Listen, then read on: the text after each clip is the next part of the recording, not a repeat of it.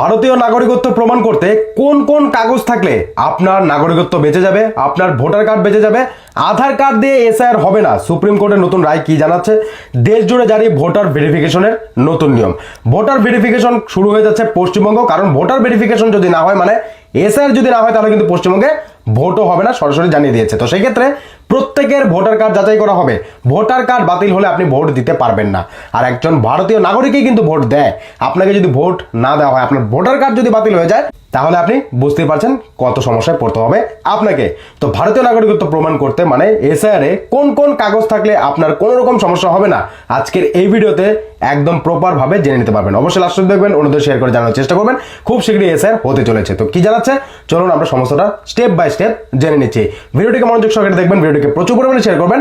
এই পশ্চিমবঙ্গের প্রত্যেক নাগরিকের এই ভিডিওটা ইম্পর্টেন্ট, কারণ এসআইআর খুব শীঘ্রই হতে চলেছে পশ্চিমবঙ্গেও, বিহারের মতো। দেখুন, এসআইআর ইন বেঙ্গল মানে বাংলায় এসআইআর হতে চলেছে। বাংলায় এবার এসআইআর 11টির মধ্যে কোন কোন নথি থাকতে হবে আপনার কাছে তালিকা দেখে মিলিয়ে নিন আরো একবার, কারণ খুব শীঘ্রই শুরু হতে চলেছে পশ্চিমবঙ্গে এসআইআর। ইতিমধ্যে নির্বাচন কমিশনের লোকও কিন্তু পশ্চিমবঙ্গে এসে সমস্ত কিছু দেখে শুনে গেছে, ঠিক আছে। বিহারের পর এবার তাহলে বাংলার পালা। চলতি মাসে বাংলায় চালু হতে পারে এসআইআর বা স্পেশাল ইনসেনটিভ রিভিশন, অর্থাৎ এবার বাংলায় ভোটার তালিকা নিবিড় সংশোধন, ছাড়াই বাছাই করে যোগ্য ভোটারের তালিকা বের করা হবে ভোটের আগে। মৃত ভোটার, ঠিকানা বদল, এক সময় দু জায়গায় নাম থাকা ভুয়ো ভোটারদের নাম বাতিলের প্রক্রিয়া চলবে বাংলায়, আর এগুলো বাতিল করাই দরকার। কমিশনের দাবি এর ফলে স্বচ্ছ ভোটারের তালিকা তৈরি হবে বাংলায়। স্বচ্ছ ভোটারের তালিকা তৈরি করে তারপরে ভোট হওয়া দরকার। এটা আপনার কি মতামত অবশ্যই কমেন্ট বক্সে কমেন্ট করে জানাবেন। ইতিমধ্যে বিহারে এসআইআর হয়েছে, সেখানে মূলত 11টি নথি লেগেছে নাগরিকদের। বিহারে রাজ্যের মুখ্য নির্বাচনী আধিকারিকদের দপ্তর থেকে পাওয়া তথ্য অনুযায়ী বাংলাতেও নাগরিকদের জন্য গণনা ফর্মের সঙ্গে 11টি নথিরই প্রয়োজন পড়বে, কারণ এক জায়গায় 11টা আর এক জায়গায় 15টা বা 7টা 6টা এমনটা কোনোভাবেই হয় না। সমস্ত জায়গায় একই নিয়ম থাকতে হবে, ঠিক না? তো সেই কারণেই কিন্তু বিহারেও 11টা নথি, আমাদের এখানেও 11টা নথি, অন্য রাজ্যেও 11টা নথি থাকবে। কমিশন স্পষ্ট করেছে 11টির মধ্যে যে কোনো একটি বা দুটি বা তার বেশি নথি দিয়ে গণনার ফর্ম পূরণ করতে হবে। কি বলছে এখানে বুঝতে পারছেন? 11টার মধ্যে যে কোনো একটা থাকলেই হবে। এবার কারো কাছে যদি দুটো থাকে, তিনটা থাকে, 11টাই থাকে, কোনো সমস্যা নেই, সে প্রত্যেকটাই দিতে পারে, তবে একটা থাকলেই হবে। তো সেই ফর্মগুলোর মধ্যে কিন্তু একটা দিতেই হবে। এনুমারেশন ফর্মের সঙ্গে জমা দিতে হবে সেই নথি বা নথিগুলো, ঠিক আছে। তো সেক্ষেত্রে কি কি ডকুমেন্ট থাকতে হবে, ঠিক আছে, এবার দেখে নেওয়া যাক কোন নথিগুলো থাকতে হবে। প্রথমে বলা হচ্ছে কেন্দ্রীয় সরকার বা রাজ্য সরকার বা রাষ্ট্রায়ত্ত সংস্থার কর্মী, পেনশন প্রাপকের পেনশন পেমেন্ট অর্ডার। এদের যে পেমেন্ট অর্ডার হয়, এদের যে একটা কার্ড থাকে, তো সেগুলো যদি কারো কাছে থেকে থাকে তাহলে তার আর কোনো কিছু দেওয়ার দরকার নেই, সেটা দিলেই হবে, যে কোনো একটা থাকলেই হলো।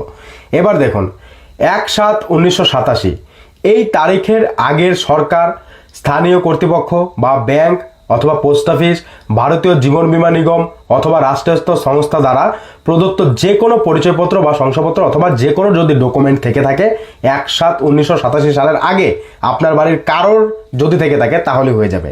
কি বলছে? যে কোনো একটা থাকলেই হবে 1/7/1987 সালের আগের। যদি আপনার কাছে জীবন বীমা নিগম মানে এলআইসির যদি কোনো কাগজপত্র থেকে থাকে 1/7/1987 সালের আগে, তাহলে হয়ে যাবে। যদি ব্যাংকের কোনো ডকুমেন্ট থেকে থাকে, ব্যাংকের পাসবুক হোক, অর্ডার কপি হোক, চেকবুক হোক, যে কোনো কিছু, তো সেই ক্ষেত্রে কিন্তু সেটা দেওয়া হবে।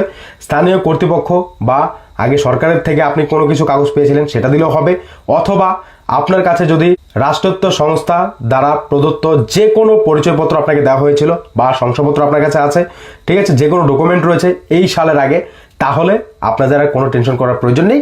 সেই একটা ডকুমেন্ট দিয়ে আপনার সমস্ত কাজ হয়ে যাবে।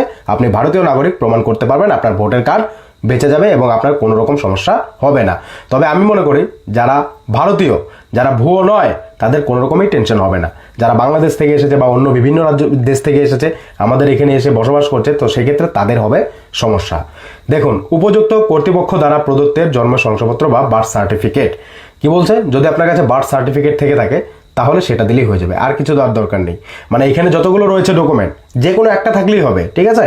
পাসপোর্ট যদি থেকে থাকে তাহলে আর কিছু দেওয়ার দরকার নেই, সেটা দিলেই হবে। এবার পাসপোর্ট যাদের কাছে নেই তাদের কাছে আরো যে ডকুমেন্ট রয়েছে সেই সমস্ত মধ্যে একটা থাকলেই হবে। তারপর 5 বলা হচ্ছে কোনো স্বীকৃত পর্ষদ বা বিশ্ববিদ্যালয়ের প্রদত্ত ম্যাট্রিকুলেশন সার্টিফিকেট, শিক্ষাগত যোগ্যতার শংসাপত্র থাকলেও হবে। ম্যাট্রিকুলেশন মানে মাধ্যমিক বা বিশ্ববিদ্যালয় থেকে আপনি পড়াশোনা করেছেন, শিক্ষাগত যোগ্যতা আপনার কাছে সার্টিফিকেট রয়েছে যে কোনো স্বীকৃতি পর্ষদ বা বিশ্ববিদ্যালয়ের, তো সেক্ষেত্রে সেটা থাকলেও আপনার কাজ হয়ে যাবে।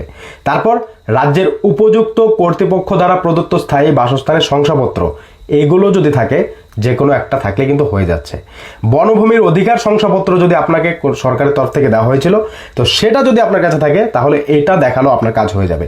এরপর 8 বলা হচ্ছে উপযুক্ত কর্তৃপক্ষ কর্তৃক অন্যান্য অনগ্রসর সম্প্রদায়, তফসিলি জাতি, তফসিলি উপজাতি বা অন্য কোনো জাতিগত শংসাপত্র, মানে কাস্ট সার্টিফিকেট, বুঝতে পারছেন? এই যে সার্টিফিকেট, এটা থাকলেও আপনার কাজ হয়ে যাবে। তফসিলি মানে এসসি, এসটি, ওবিসি সার্টিফিকেট যে রয়েছে, সেই সমস্ত সার্টিফিকেটের আপনার কাছে যেটাই থাকুক সেই সার্টিফিকেট দেখালেও কাজ হয়ে যাবে। 9 বলা হচ্ছে জাতীয় নাগরিক পঞ্জি এনআরসি যাদের হয়েছে, সেটা একমাত্র আসামের মানুষের কাছে আছে, আর কারো কাছে নেই, তো সেক্ষেত্রে তাদের জন্য তো বড়সড় গুড নিউজ। এবার 10 বলা হচ্ছে রাজ্য বা স্থানীয় কর্তৃপক্ষের কর্তৃক প্রদত্ত পরিবার পঞ্জি ফ্যামিলি রেজিস্টার যাদের কাছে রয়েছে, তারা সেটা দেখালেও কাজ হয়ে যাবে এসআইআর সময়। তারপর 11 বলা হচ্ছে জমি বা বাড়ি সরকারি শংসাপত্র বা জমি বাড়ির দলিল যদি থেকে থাকে, সেক্ষেত্রেও কাজ হয়ে যাবে। তো বুঝতে পারছেন, এই যে 11টা ডকুমেন্ট দিয়েছে, 11টার যে 11টাই দিতে হবে এটা কিন্তু না, যে কোনো একটা থাকলে হবে আপনার কাছে। এই 1 থেকে 11টার মধ্যে প্রচুর ডকুমেন্ট এখানে, ঠিক আছে? 1 থেকে 11টার মধ্যে প্রচুর ডকুমেন্টের কথা বলা হয়েছে, এখান থেকে একটা থাকলেই হবে, তাহলে আপনি প্রমাণ করতে পারবেন আপনি ভারতীয় নাগরিক। এবং এসআইআর এ যে ভোটার তালিকা ঝাড়াই বাছাই হবে, সেইখানে লিস্টে আপনার নামটা থেকে যাবে, আপনার আর কোনো রকম টেনশন করার প্রয়োজন নেই। তো এখান থেকে কোন ডকুমেন্ট আপনার কাছে রয়েছে, যদি কোনো ডকুমেন্ট না থাকে তাহলে আপনাদের কি করতে হবে সেই নিয়ে যদি ভিডিও চান তাহলে কমেন্ট করবেন, আপনাদের জন্য ভিডিও বানিয়ে দেবো। তো এই ছিল গুরুত্বপূর্ণ আপডেট, আশা করি প্রত্যেকেরই যে কোনো একটা না একটা অবশ্যই আছে বাড়ির কারণ। তো এই ছিল গুরুত্বপূর্ণ আপডেট, ভিডিওটিকে শেয়ার করবেন, এটা খুবই ইম্পর্টেন্ট, কারণ পশ্চিমবঙ্গে এসআইআর শুরু হলে বলে, আর শুরু হতেই তারপর বলবেন যে আমরা তো কিছুই জানি না, আমাদের কিছু বলেননি। তো সেক্ষেত্রেই আপনাদের জন্য এই গুরুত্বপূর্ণ আপডেট, মনোযোগ সহকারে ভিডিওটাকে আরও একবার পারলে দেখুন কী কী ডকুমেন্টের কথা বলা হয়েছে, এবং সেই ডকুমেন্টের মধ্যে যেটাই আপনার কাছে থাকুক সমস্ত কিছু রেডি করে রেখে দিন। যে কোনো মুহূর্তে পশ্চিমবঙ্গে এসআইআর শুরু হতে পারে, আর শুরু হলেই এই ডকুমেন্টগুলো কিন্তু লাগবেই লাগবে। তো এই ছিল গুরুত্বপূর্ণ আপডেট, ভিডিওকে শেয়ার করবেন সবার কাছে পৌঁছানোর জন্য। আর আপনার কাছে কোন ডকুমেন্ট রয়েছে কমেন্ট বক্সে কমেন্ট করে জানাবেন। আর আরও একটা খুবই ইম্পর্টেন্ট বিষয়, যে আধার কার্ড দিয়ে এসআইআর হবে, তো সেটা কিন্তু আপনি ভুলে যান, কারণ বিহারে যে বলা হয়েছে এসআইআর হওয়ার পর যাদের নাম বাতিল হয়েছে তারা আধার কার্ড দিয়ে চ্যালেঞ্জ করতে পারবে, তো সেই বিষয়টা কিন্তু আলাদা। কারণ সেটা কখন করতে পারবেন আপনি, যখন আমাদের পশ্চিমবঙ্গেও এসআইআর হয়ে যাবে, আপনার নাম বাতিল হবে, তারপর আপনি আধার কার্ড দিয়ে চ্যালেঞ্জ করতে পারবেন। আর আধার কার্ড দিয়ে চ্যালেঞ্জ করলে যে আপনার নাম উঠে যাবে সেটা কিন্তু না, তার কারণ আপনাকে প্রমাণ করতে হবে যে আপনি ভারতীয় নাগরিক, তাহলেই কিন্তু একমাত্র নাম উঠবে। আর এছাড়া এই যে 11টা ডকুমেন্টের কথা বলা হয়েছে সেখান থেকে যে কোনো একটা দিতে হবে, আদারওয়াইজ কিন্তু আপনার লিস্টে নাম উঠবে না, এমনটাই এখান থেকে বোঝা যাচ্ছে, আপনিও বুঝতে পারছেন, ঠিক আছে? আর আধার কার্ড দিয়ে যে একেবারে হবেই হবে, তো সেটা কিন্তু এখনো পর্যন্ত নির্বাচন কমিশন কোনোভাবেই জানায়নি, কারণ তারাও বলছে আধার কার্ড ভুয়োভাবে জালিয়াতিভাবে বানানো যাচ্ছে, তো সেক্ষেত্রে আধার কার্ড কোনোভাবেই এসআইআর করার জন্য যোগ্য ডকুমেন্ট হতে পারে না, ঠিক আছে? তো সেই ক্ষেত্রে এই গুরুত্বপূর্ণ বিষয়টা কিন্তু অবশ্যই মাথায় রাখবেন। তো ভিডিওটিকে শেয়ার করবেন, অবশ্যই জানাবেন আপনার কাছে কোন ডকুমেন্ট রয়েছে।